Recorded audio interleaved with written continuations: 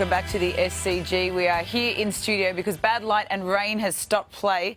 But that means it's time to hear from, as I always say, the two greatest cricket writers in the world, Gideon, Haigh and Lalor. Hello, fellas. Try harder, Mel. Well, Flattery's I've got us got back. lazy, haven't I? Yeah, it seems to bring you back every time, which is great news. We've got a lot to talk about. As we say, bad light and rain, it's time for a bit of a break because there's been a bit of pain involved if you're an Aussie fan. Sun was out at lunchtime, wasn't it? Yes. Marnus and Marcus batting. I thought we might be coming in towards the first century of the series for an Australian batsman. Never thought I'd say that at this part of the fourth test of a series, but Marcus threw it away and he'll be kicking himself over that one. He looked quite dejected after that shot after tea, but they've all got themselves out, haven't they? And the longer this series has gone on, the wider the gulf between the two teams, I think. Confidence is getting lower and lower. I mean, I know they were chasing 600 today, but you will not get better batting conditions than this in a test match in Australia. This was threat and opportunity for that Australian top order today. Someone could really have made their mark on this series. A lot of people have done the hard work this summer. I think there have been 34 times an Australian batsman has got to 20 this season, but not one has got beyond 80, and that's a pretty telling stat. Okay. Well, on that note, I'm a bit deflated now. Let's go to Trent Copeland at the touchscreen. Copes, always great to hear from you. You've got plenty of info. We're going to compare the I guess, lack of and depth of the two different teams. Yeah, well, I just want to highlight and particularly get the opinion of these two great men talking about the game day in, day out. The depth of Australian cricket at the moment in the batting order. We've got the averages of all of the players up here in first-class cricket and the hundreds underneath. And then if you take a look at the Indian batsmen down here, down to number 8, Ravi Jadeja batting at 8 with 10 hundreds and averaging nearly 47 with the bat. What does that tell you guys? But you know, maybe if we talk a little deeper about the Ranji Trophy and our first-class setup here as well. But six Indian batsmen averaging over 50 in Test cricket. 6 of their top 8 have triple centuries to their names in first-class cricket. One of them has 3, and that's their number 8. Yes, exactly. I don't think any of those Australians have got a triple century. No, not in first-class cricket, have No, they? they certainly don't. And no one's near 50 runs. So it's the difference between the two systems, isn't it? But maybe this was always going to happen. You've got 1 billion people, we've got 20 million people. For every person that we have averaging 43, they're going to have 50. But can we start doing that? Because... What, having more No, people? start talking about the... Well, we'll give it a go.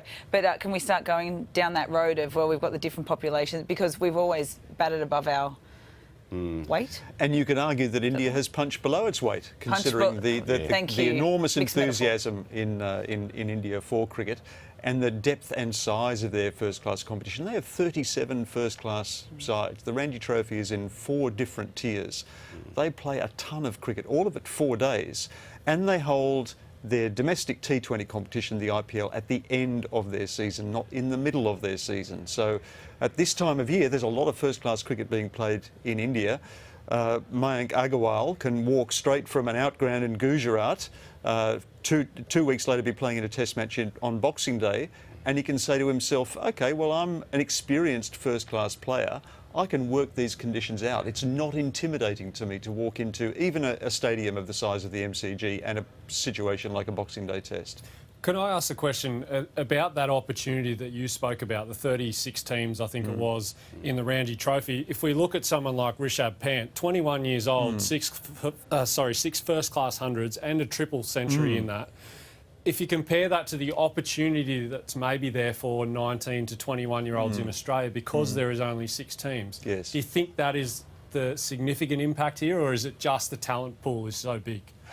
Well, you certainly do get enormous advantages if you're a young player of promise in Australia. You will be fast-tracked, you will be lavished with attention, you will be heavily invested in coaching-wise and administratively, and you'll have the opportunity to play first-class cricket very early, perhaps having not quite earned it. You know, there's such a clamber for these positions in India that to even get to first-class level, you've got to have done an awful lot of hard work.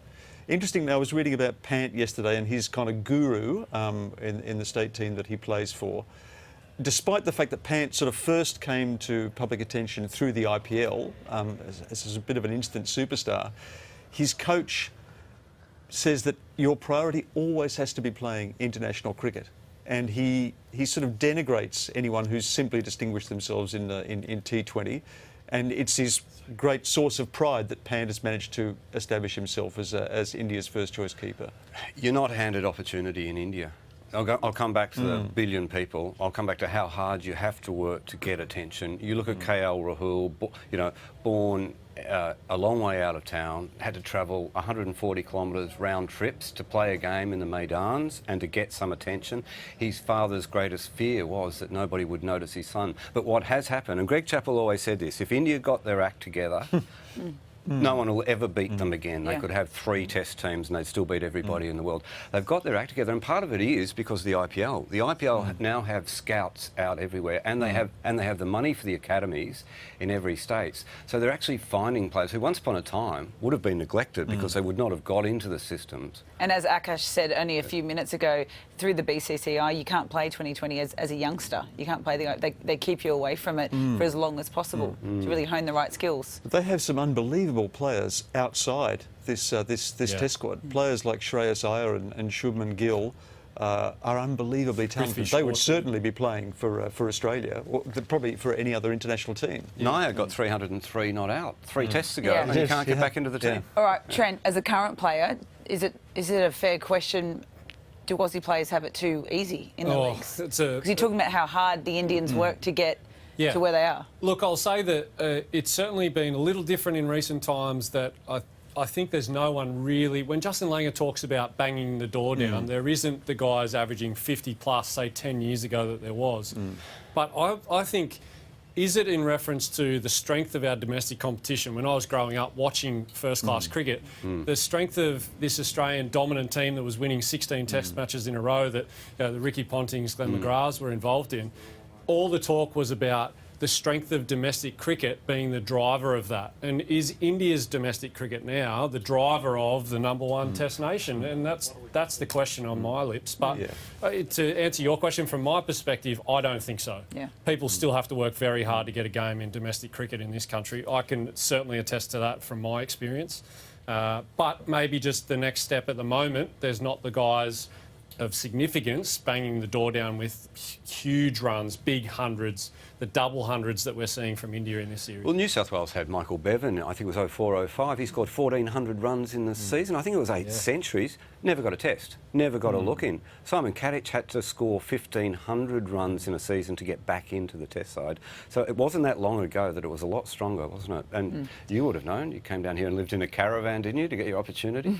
Yeah, I absolutely did. And Glenn McGrath did the same thing. He did. There's lots of guys who have done the same sort of stuff. But if we maybe turn our attention to Sri Lankan series, this is the reality of right here and now. But what do you guys think? Moving into the Sri Lankan series, there's a World Cup on the horizon, but also then the Ashes. Well, one of the problems is that we have no first-class cricket before we're picking these sides for the Sri Lanka series. And I wanted to ask you, Trent, what are the implications of having our first-class season divided into 2?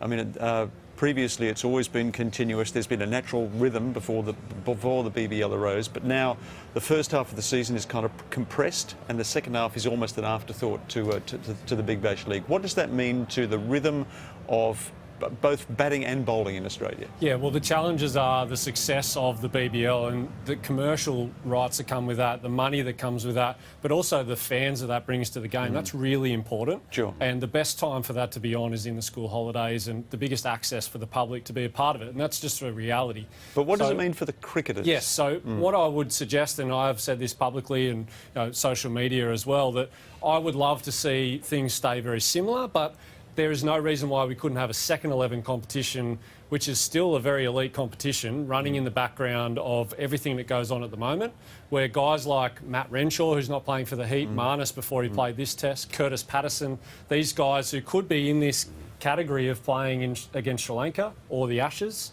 that could be playing top-level red ball cricket right now to be getting ready if they were needed. Very quickly, really quickly, give me a name of who you expect to be dropped for Sri Lanka. Sean Marsh. Yeah, I'm afraid so. Yeah. I mean, last 10 test matches, I think 10 single-figure scores, average of 18. They're pretty definitive statistics. I mean, they've really looked to him to take a leadership role this summer in the absence of Smith and Warner, but I think he's more naturally and instinctively a follower than a leader. Can you give me a positive really quickly? Yeah, I can. Harris is a lock. Head's a lock. They're two players that we've discovered in this time of crisis. So we haven't completely wasted the crisis. Brilliant. That's it? Positive? Another positive? From you, yes. Look, let's say Marnus. Let's say Marnus today. I mean, under very unpromising circumstances, with a first-class batting average of 28 this season, he did acquit himself very gamely at number 3. We love it.